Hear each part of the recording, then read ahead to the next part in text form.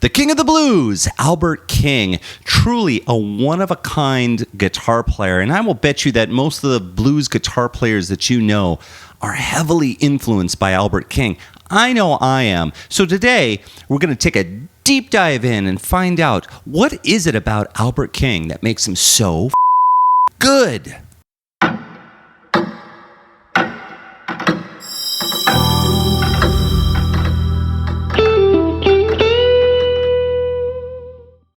Welcome to St. Luminous, my friends. I'm so glad you can join me today on this very special video about Albert King. Why don't we dive right into it?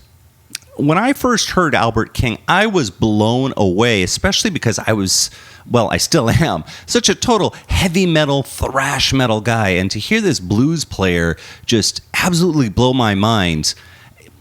B.B. King, Freddie King, even Stevie Ray just didn't capture me and didn't get to me the way Albert King did. And I love those players. I love Stevie Ray Vaughan, but Albert King, I don't know, just got to me.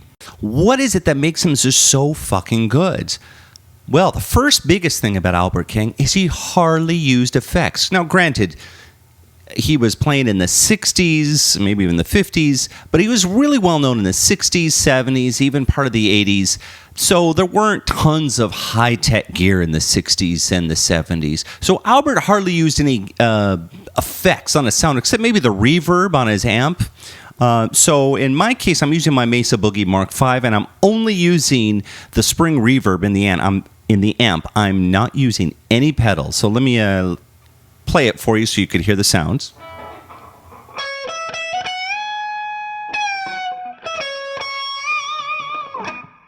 So it's just the spring reverb. First thing is, Albert doesn't need effects. He just needs a good amp and his guitar, and he's golden, he's good to go. The next thing that is so cool about Albert King is the space he leaves in between the notes. It's just a large amount of space than we're used to today, especially with so much shredders.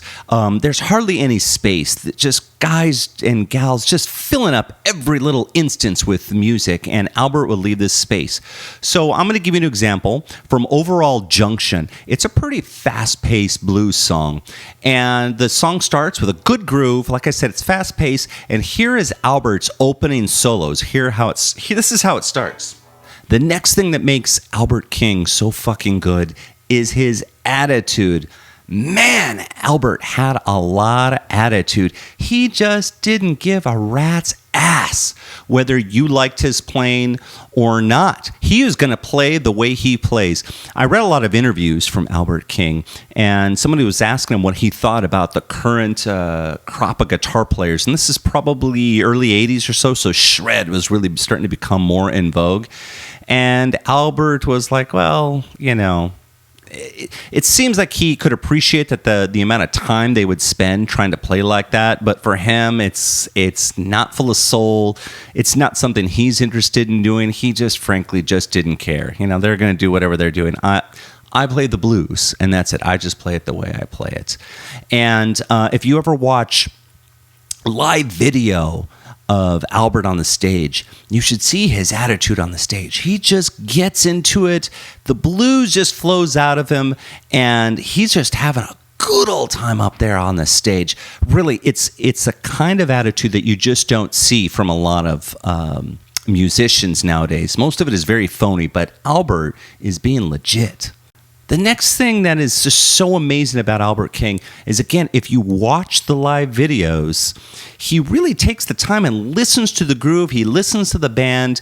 There's even a video where he has another guitar player taking some solos, and it's awesome just to see Albert there listening to this guy play his solos, and they're good solos. Albert's is still a little bit better, but Albert's just sitting there going, yeah. All right, and then, he takes out his pipe, and Albert just smoking his pipe, watching this guy, listening to this guy, letting this guy do his thing.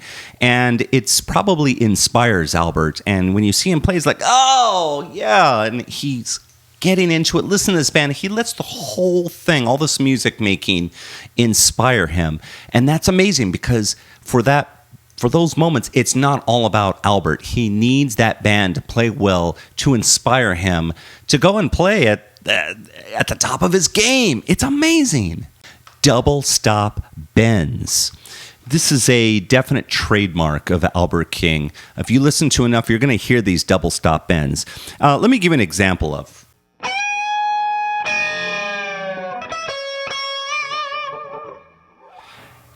Such a cool sound. And Albert was well known for that. And again, I remember reading in an interview about Albert doing things like this.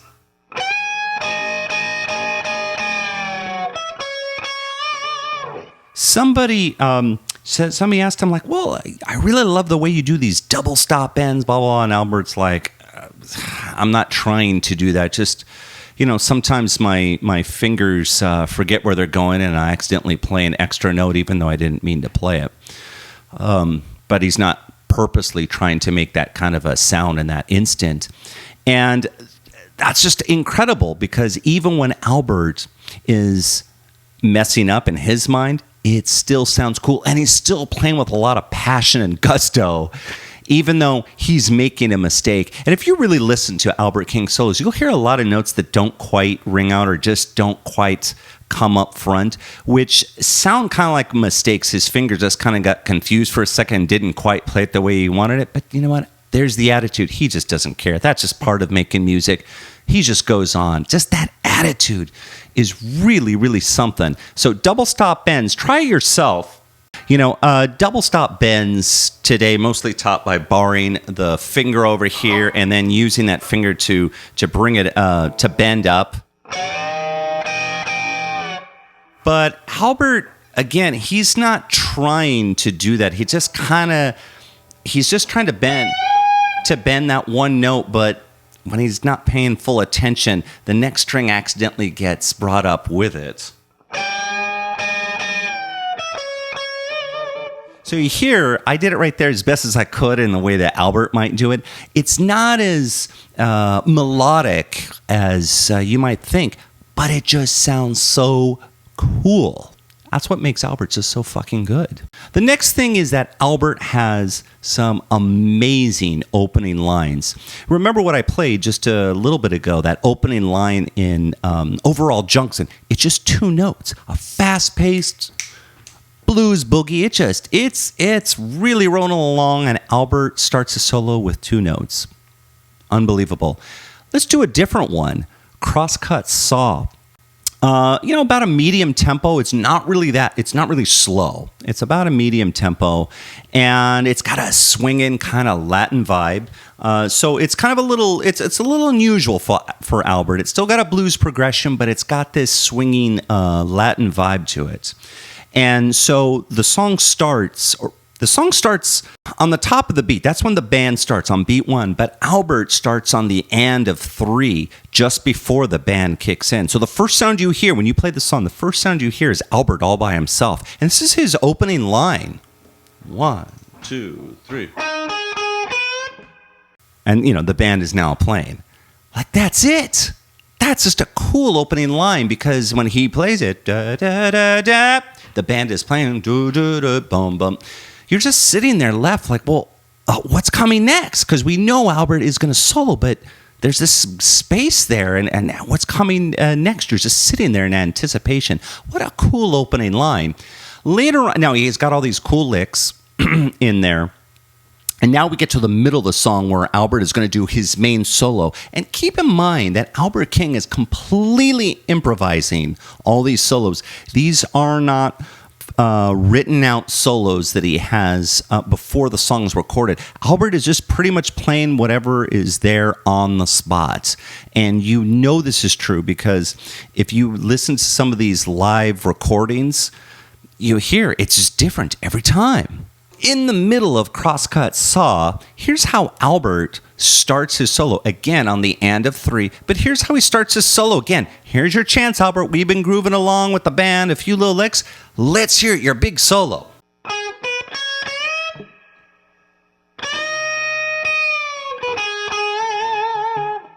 So you hear that. What a great opening for your solo. It's not because Albert doesn't play it that way. It's not soulful.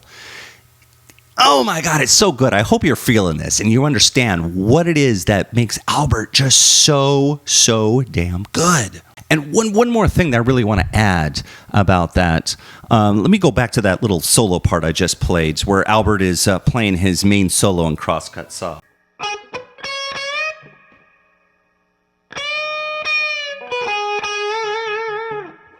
It's almost like that beginning, those two phrases, it's almost like a question and answer.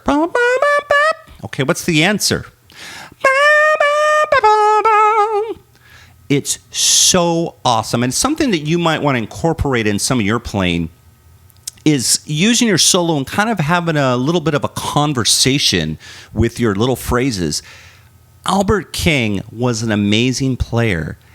And he didn't know a lot of music theory. He was making mistakes. Interview after interview, people trying to ask him these technical guitar questions. Albert's like, yeah, I don't know. I just play the blues. I'm not trying to do anything, special or try to be a virtuoso. I'm just playing the blues. That's it. Sometimes, I make mistakes and play the wrong thing. I don't know. I'm just playing the blues.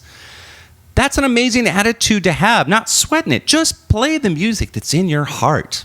The last thing that is so amazing about Albert King is how he shows off the turnaround. A lot of people might say it's very simplistic how Albert shows off this turnaround, especially compared to some of you virtuosos out there, or you blues jazz players, or you fusion players, all these fancy ways of showing off the turnaround. But Albert does it in a very simple way, because remember, Albert didn't sit there going to music school and studying all the fusion players on how to do turnarounds, specifically showing off that 5 chord just before you turn around and go back to the head of the 12-bar blues, back to bar 1. He shows it off just by playing the fifth in whatever key he's playing, even if he doesn't know it's the fifth. So let me give you an example. Or maybe something like this. Really just very simple with laying on that note or just making it really quick.